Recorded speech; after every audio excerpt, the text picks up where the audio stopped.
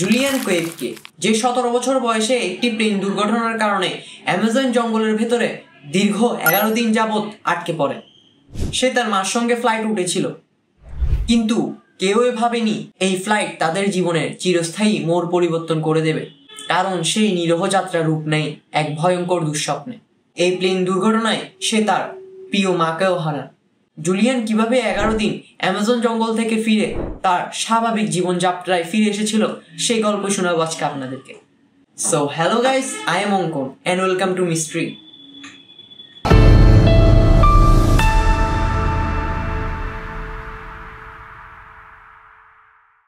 1971 সালের 24শে ডিসেম্বর, বড়দিনের ঠিক আগের দিন, পেরুর রাজধানী লিমা শহর ছিল উৎসবের রঙে রাঙানো। আর সেই দিনও একটি ছোট এয়ারলাইনের ফ্লাইট ছাড়ে, লান্সা ফ্লাইট 508। এই ফ্লাইটের যাত্রী ছিলেন মোট 92 জন। এর মধ্যে 96 জন ছিলেন সাধারণ যাত্রী এবং 6 জন ছিলেন ক্রু সদস্য। এই প্লেনটি ছিল পেরুর এক বেসরকারি বিমান সংস্থার, যারা সে সময় আঞ্চলিক ফ্লাইট পরিচালনা করত। এই ফ্লাইট ছাড়ে লিমা থেকে। প্রথমে থামার কথা ছিল পুকালকা নামের একটি পূর্বাঞ্চলীয় শহরে। এরপর চূড়ান্ত গন্তব্য ছিল ইকুয়েটস। এই প্লেনটি মূলত লকহেড L-188A ইলেকট্রন নামের একটি 4 ইঞ্জিন বিশিষ্ট টার্বোপ্রপ প্লেন। যাত্রীদের মধ্যে ছিল 17 বছর বয়সী একটি কিশোরী, জুলিয়ান কোয়েবকে। তিনি তার মার সঙ্গে ফ্লাইট উঠেছিলেন।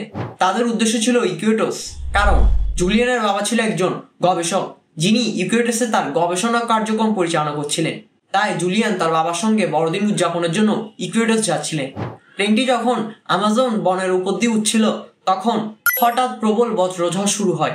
সে সময় আবহাওয়ার পূর্বাভাস ছিল খুব খারাপ, ফলে অনেক এয়ারলাইন তাদের ফ্লাইট বাতিল করেছিল, কিন্তু লান্সা ফ্লাইটটি তাদের ফ্লাইটটি বাতিল করেনি। এই এক সিদ্ধান্ত তাদের পরবর্তী সময়ের জন্য হয়ে ওঠে এক মর্মান্তিক ভুল।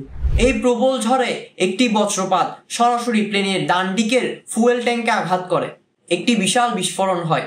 তারপর মাত্র কয়েক সেকেন্ডের ব্যবধানে প্লেনটি ছিন্নভিন্ন হয়ে যায়। বিমানের টুকরোগুলো চারিদিকে ছড়িয়ে পড়ে আমাজনের গভীর জঙ্গলে। এমত অবস্থায় সেই প্লেনের সকলেই মারা যান, শুধুমাত্র জুলিয়ান ছাড়া। কিন্তু প্রশ্ন হচ্ছে, সে কিভাবে বেঁচে গিয়েছিল? জুলিয়ান মূলত প্লেনের সিটের সাথে বাঁধা ছিল। সেই 10,000 ফুট উচ্চতা থেকে পড়ার সময় অ্যামাজন জঙ্গলের গাছপালা তার এই পড়ার গতিটাকে ধীর করে দেয় এবং জুলিয়ান এর ফলে বেঁচে যান। কিন্তু সে অজ্ঞান হয়ে পড়ে।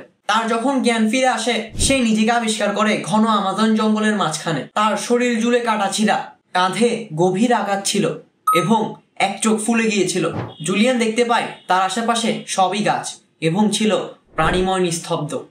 সে সেই বিধ্বস্ত প্লেনের আশেপাশে ঘুরে তার মাকে খুঁজতে থাকে, কিন্তু সে কোথাও তাকে পায়নি। কিছু দূরে গিয়ে সে খুঁজে পায় প্লেনের ছিন্ন ভিন্ন কিছু অংশ। সেখানে পড়ে আছে একটি ছোট ক্যান্ডি, সেই একটাই খাবার যা সে বেঁচে থাকার আশা করে আগামীর জন্য রাখবে। এই নির্মম পরিবেশে সে অনেক পোকামাকড়ের কামড় পর্যন্ত খেয়েছিল। তার ক্ষতগুলো একসময় পচতে শুরু করে, কিন্তু জুলিয়ানের মনে ছিল এক আত্মবিশ্বাস। জুলিয়ান ছোটবেলা থেকে বন ও বন্যপ্রাণ বিষয়ে শিক্ষা পেয়েছিল। সে জানতো নদী অনুসরণ করলে শেষমেশ মানুষের সন্ধান পাওয়া যেতে পারে। এভাবেই সে তার প্রথম ও দ্বিতীয় দিনগুলো পার করলো। পরবর্তী দিনগুলোতে ঝড় আসে, বৃষ্টি নামে, পাতা দিয়ে এসে নিজের জন্য একটি অস্থায়ী ছাউনি তৈরি করলো। কিন্তু রাতে তার শরীর জ্বরের মতো কাঁপে।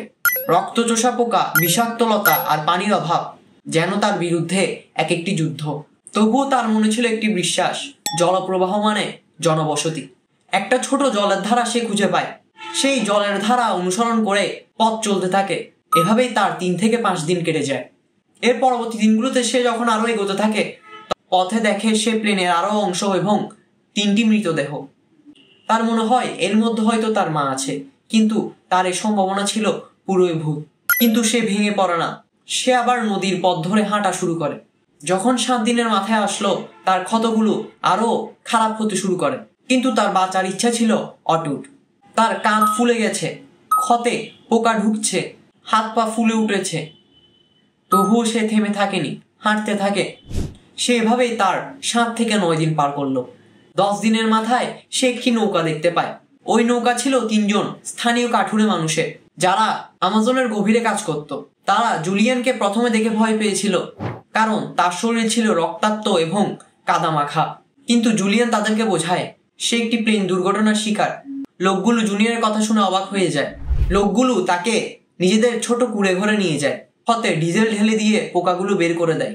সেখানে জুলিয়ান তার রাতটা পার করে।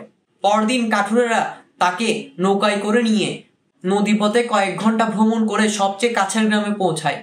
সেখান থেকে গ্রামবাসীরা বার্তা পাঠায় এবং শেষ পর্যন্ত উদ্ধারকারী দল ও বিমান আসে। জুলিয়ানকে হেলিকপ্টারে করে হাসপাতালে নিয়ে যাওয়া হয়।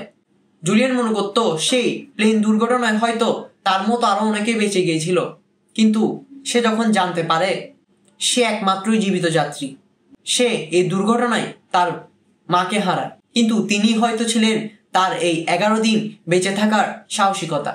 আজ জুলিয়ান একজন প্রাণী বিজ্ঞানী। সে আজও আমাজনের গভীরে যায়, সেই জঙ্গলে যেখানে একসময় সে মৃত্যুর মুখোমুখি হয়েছিল। তার এই 11 দিন নৃশংসভাবে বেঁচে থাকা আমাদের শিখিয়েছে জীবনের প্রতিটি মুহূর্ত অনেক মূল্যবান। তাই জীবনের প্রতিটি মুহূর্তকে উপভোগ করুন, হয়তো এটি বদলে যেতে পারে আপনার পুরোটা জীবন। আজকের জন্য এতটুকুই, দেখা হবে নেক্সট কোনো ভিডিওতে। Good bye.